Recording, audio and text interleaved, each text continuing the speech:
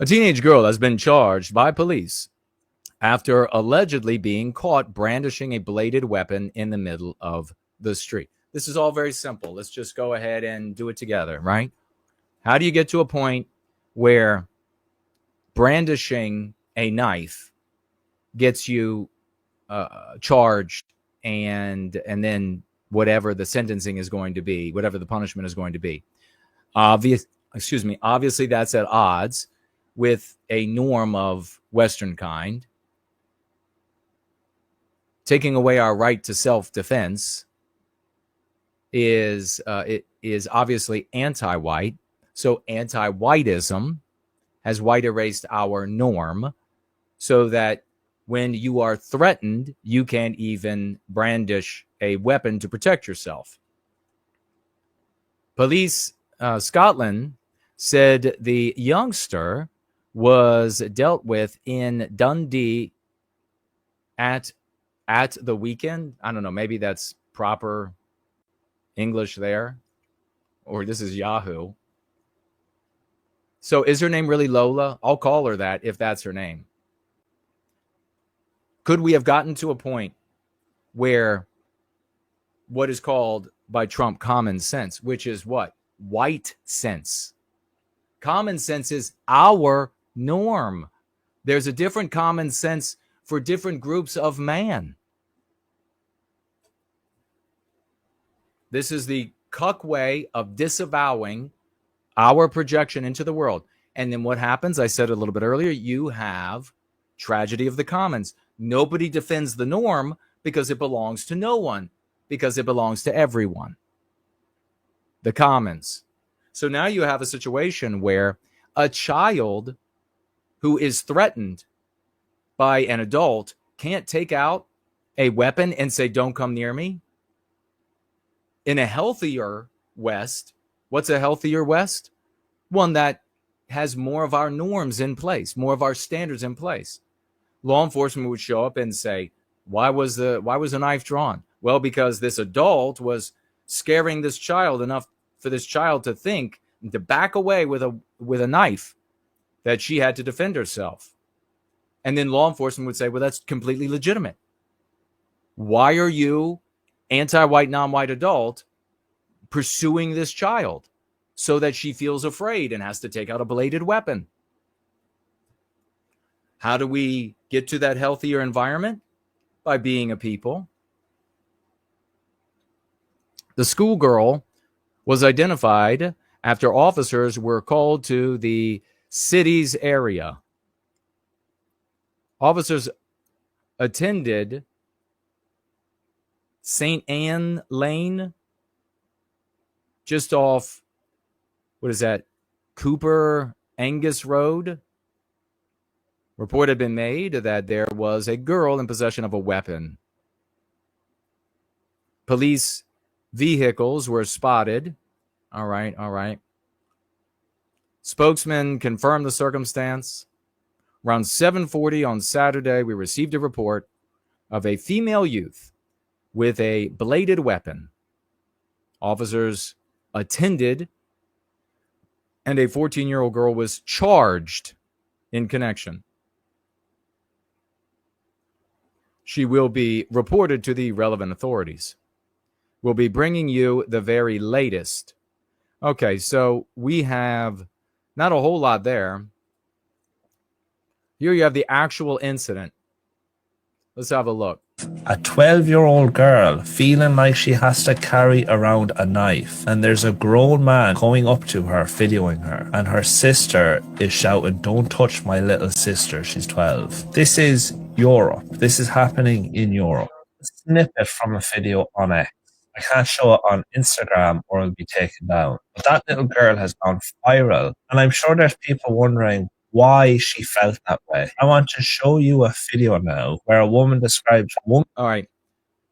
He shares a video of a woman in the House of Commons sharing one of the gruesome attacks on females. We all know here that our white women are being gang raped all to hell all over the West, and especially in some of the European countries. And we also know that so many of our young boys. We just saw a video last week or so, I guess it was, of a young white boy being chased. What country was that in? Chased down by like 100 non-whites, and they were beating the piss out of him.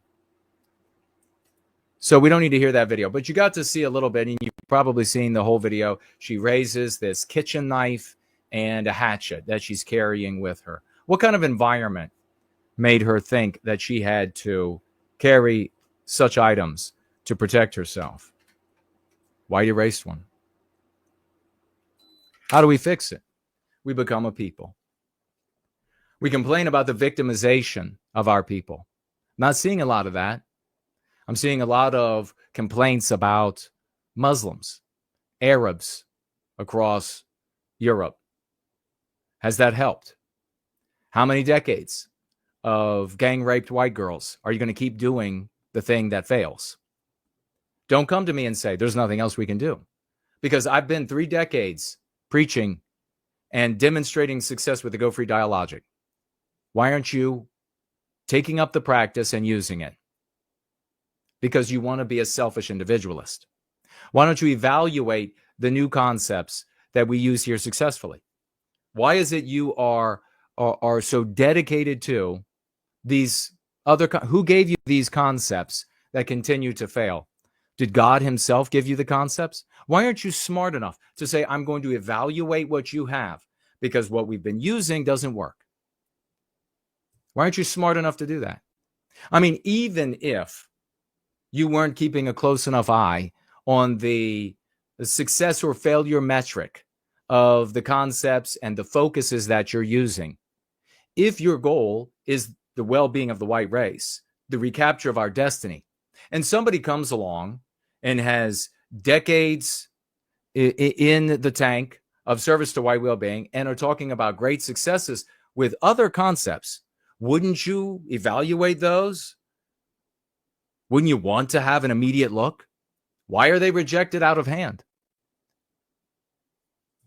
White race is unwell, and you can see that in Robin. So what do we see with this little girl then? You see something that is really sickening. Men do not celebrate scenarios where little girls have to take out knives to prevent themselves from being raped. Men of the West are not going to make her into some sort of superhero meme. Now, this garbage will say, well, what did you want her to do? What did you want her to do? I want her to protect herself. I want, though, an environment, and I'm creating a people and therefore an environment where she'll never have to consider, the thought will never come in her head about being attacked and raped, about being intimidated, about being frightened just walking from point A to point B. I want all of our neighborhoods to look like the white-topia we saw with the little white girl that said to the white girl riding by on her bicycle, I want to be your friend. And the other white girl says, okay. And then she runs off to be friends and start a hopefully lifelong friendship. I want all the neighborhoods to look like that. Men do not celebrate women having to defend themselves. We feel it incumbent upon us to change the environment so that they don't have to do that. Only anonymous coward dogs, scum, gelded males celebrate women pulling knives out. Nothing good can come from such a male. Nothing. So we obviously want her to defend herself. And we, more importantly, want her to never have to defend herself. So the action we take is to say, enough is enough. We're going to become a people. How do we become a people? There's a group out there that's achieving that success. Your peoplehood is determined by individual well-being by way of group well-being. Somebody figured that out. Individual well-being by way of group well-being. Well, how do you get there? You get there with the concepts you use that position our well-being by the way of our group's well-being. I know that I'm not some bizarre, obscure, sickly writer that you can pedantically prattle and cite on this Wednesday or the next Wednesday or etc. I know I'm not any of those things, and yet I'm right. We also, to become a people, address the narrative that we live our lives in, because the world that we live our lives in is not objective reality. It is a story that is maintained in our real world case, not an abstraction, a story that is maintained by our victimizer. So it is called the anti-white narrative. We can get out of that story. How do you do that?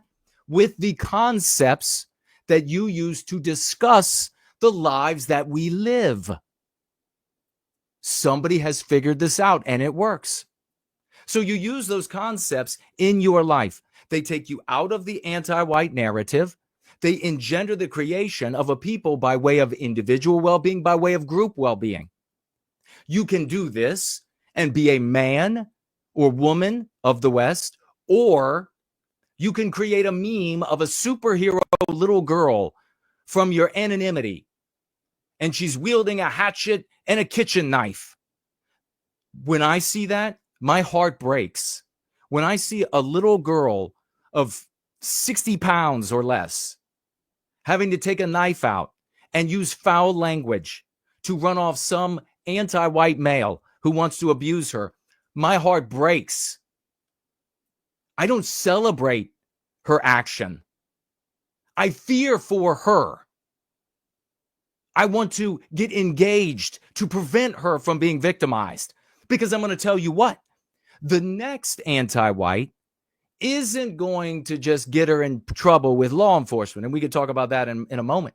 The next anti-white male is going to take those things away from her, and after they're done raping her, use those items on her. She's not a superhero.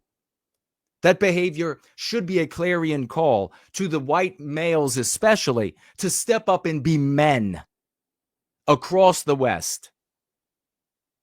That's what it should be. Healthy men of the West do not celebrate this little girl defending herself. We take steps to prevent it from ever having to happen again. And now I'll point out, isn't it fascinating that for all the celebration of this Lola, that's her real name, this little Scottish girl, what actually happened? She's terrorized day in and day night. She's walks the streets in fear in this anti-white, white erased world. And if she has to defend herself here, the police come and arrest her. That's the anti-white world that you have given her. How dare you make a meme about how tough she is, you piece of shit. A meme of this, what is she, 12, 14? Despicable, disgusting.